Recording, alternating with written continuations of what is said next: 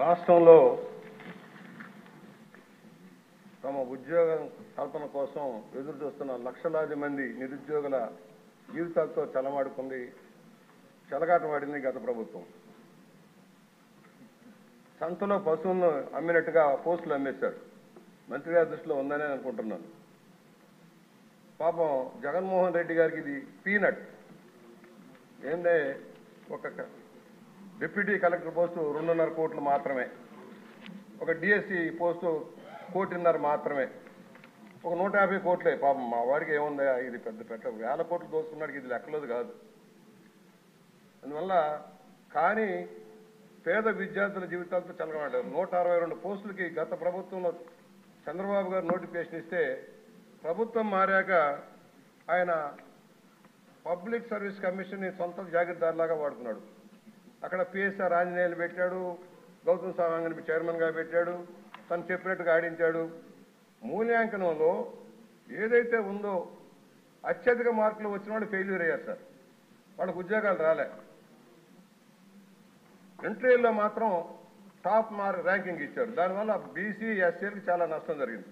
BC SC ఎస్టీలకు చాలా నష్టం జరిగింది.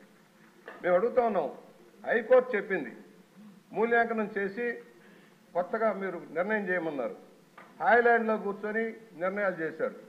దాన్ని ప్రకటించకుండా హైకోర్టుకు తప్పుడు సమాచారం ఇచ్చారు.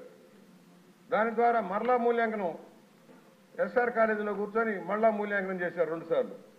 దాని ద్వారా తనకు ఎవరైతే డబ్బులు ఇచ్చారో తమ ప్రాబల్యం కలిగిన వాళ్ళకి, తమ అనుమాయులకి పదవులు కట్టబెట్టడం కోసం భారీ కార్యక్రమం చేశారు. దీనివల్ల గందరగోళం వచ్చింది. 162 మందికి పోస్టులు ఇచ్చేశారు. తాంబూలాలు ఇచ్చాం, తన్నుకు చావండి అన్నట్టుగా అయింది కార్యక్రమం. ఇవాళ ఎవరైతే బాధితులు ఉన్నారో వాళ్ళు కోర్టుకు వెళ్ళారు. ఇవాళ కోర్టు జ్యూరిడిక్షన్లో ఉన్న ప్రభుత్వం నిర్ణయం తీసుకోవాల్సిన అవసరం ఉంది. ఎందుకంటే న్యాయం చేయాలి, నిరుద్యోగులకు న్యాయం చేయాలి. అసలే పోస్టులు తక్కువ. గ్రూప్ 2లో కూడా అదే జరిగింది. మంత్రి గారి దృష్టికి తీసుకొస్తున్నాను అధ్యక్ష. గ్రూప్ 2లో కూడా సేమ్ అదే పరిస్థితి వచ్చింది. గ్రూప్ 1లో ఎలా జరిగిందో గ్రూప్ 2లో కూడా అదే జరిగింది. భారీ ఎత్తున చేతులు మారిన డబ్బులు. ఎవరైతే సర్వీస్ కమిషన్లో తమ మనుషులను పెట్టి దోపిడీ చేస్తారో వాళ్ళ మీద చర్యలు తీసుకోవాలి.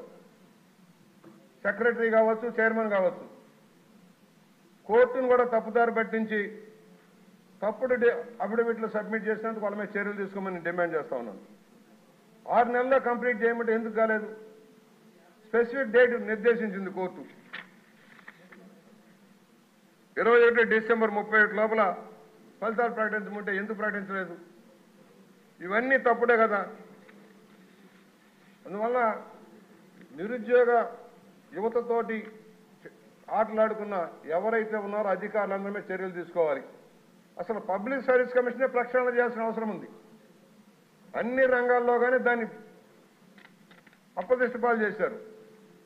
యూపీబీఎస్లో ఎప్పటికప్పుడు మార్కులు కూడా ప్రకటిస్తారు అధ్యక్షుడు. ర్యాంకింగ్ మార్కులు ప్రకటిస్తారు. వీళ్ళు చేయలేలా, రెండోసారి చేసి అవసరమైన వాళ్ళకి మార్కులు వేసుకున్నారు.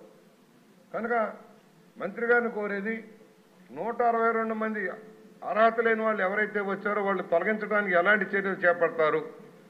కోర్టులో పెండింగ్ ఉందంటే కాదు. అందువల్ల గ్రూప్ 2లో ఏం జరిగిందో కూడా విచారణ చేయించండి. అసలు మొత్తం కూడా లిస్ట్ అంతా తెప్పించండి. ర్యాంకింగ్ ఎలా వచ్చింది, రాత పరీక్షలో ఎన్ని వచ్చినాయి, ఇంటర్వ్యూలో మార్కులు ఎలా పెరిగినాయి. అంత మేధావులైతే రాత పరీక్షలో రావాలి కదా. డిజిటల్గా ఎందుకు చేశారు? మాన్యువల్గా చేసినవన్నీ డిజిటల్గా ఎందుకు చేశారు?